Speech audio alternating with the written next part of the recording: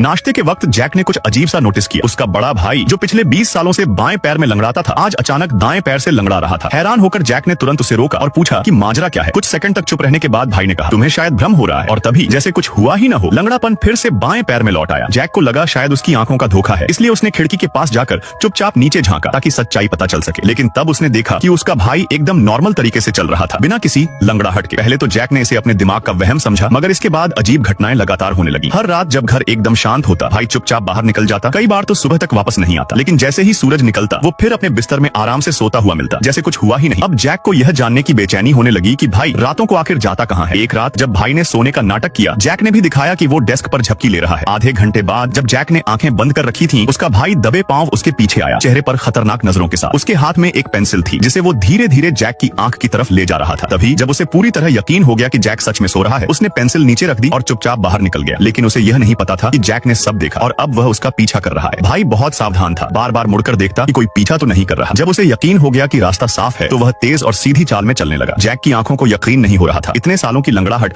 अचानक कैसे गायब हो सकती है। कुछ देर बाद भाई ने एक टैक्सी रोकी और उसमें बैठ गया। जैक ने तुरंत दूसरी टैक्सी ली और ड्राइवर से कहा, उस कार का पीछा करो, पर नजर से ओझल मत होने देना।